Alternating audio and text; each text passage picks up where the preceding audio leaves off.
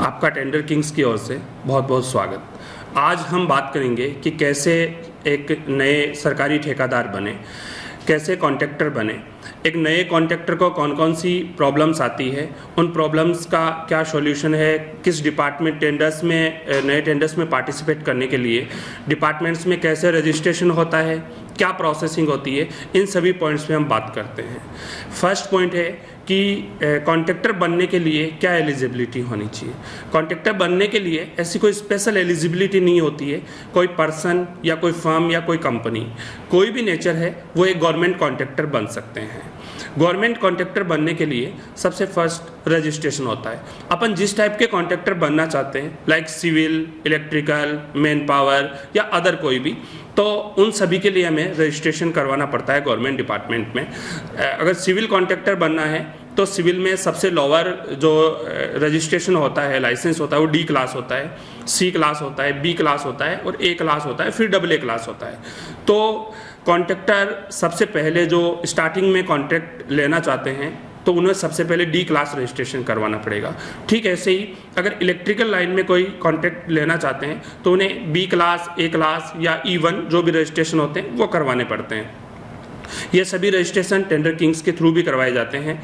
अगर आप ये रजिस्ट्रेशन करवाना चाहते हैं तो टेंडर किंग्स की सर्विसेज ले सकते हैं। इसके बाद में टेंडर्स को पार्टिसिपेट करने का क्या प्रोसेसिंग होता है। कोई भी टेंडर होता है वो गवर्नमेंट निकालती है। उस टेंडर में पार्टिसिपेट करने के लिए ऑनलाइन प्रोसेसिंग होती है।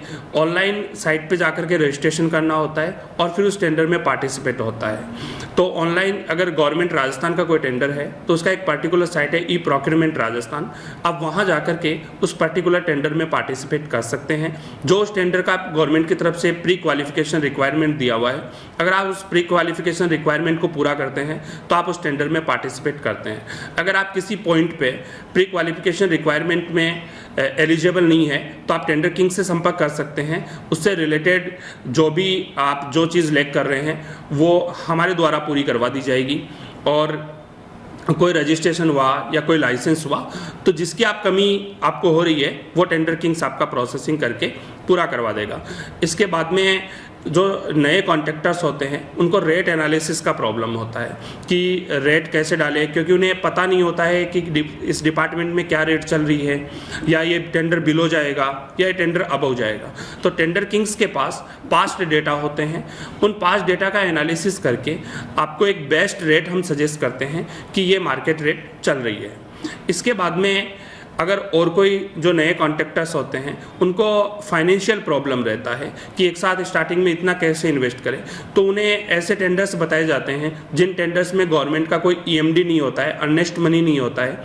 ऐसे टेंडर्स भी होते हैं गवर्नमेंट की तरफ से जिसमें एक्सपीरियंस कम रिक्वायर्ड होता है या रिक्वायर नहीं होता है, तो उनका ईजी एंट्री होता है। तो टेंडर किंग्स अकॉर्डिंग टू जो कॉन्ट्रैक्टर्स होते हैं उनके पास क्या है और किस टाइप का उनका अभी प्रेजेंट प्रोफाइल है उसके अकॉर्डिंग उन्हें टेंडर्स बताते हैं और उन टेंडर्स में उन्हें पार्टिसिपेट करवाते हैं ताकि वो इस टेंडर लाइन में अच्छे से आगे बढ़ सके। और जो छोटे कॉन्ट्रैक्टर्स है, मेन फोकस टेंडर किंग्स का उन्हीं पे है। उनके लिए अच्छे टेंडर निकालना, टेंडर तैयार करना और उन्हें उन टेंडर्स में पार्टिसिपेट करना। गवर्नमेंट डिपार्टमेंट तक जब तक टेंडर उन्हें नहीं मिल जाता तब तक की पूरी कंसल्टेंसी टेंडर किंग्स प्रोवाइड करवाता है। इसलिए कोई नए कॉन्ट्रैक्टर अगर बनना चाहते हैं या सरकारी कॉन्ट्रैक्ट में पार्टिसिपेट करने का किसी का मन हो तो एक बार टेंडर किंग्स से संपर्क करें। आपकी सारी जो भी प्रॉब्लम्स है वो सॉल्व कर दी जाएगी। Thank you.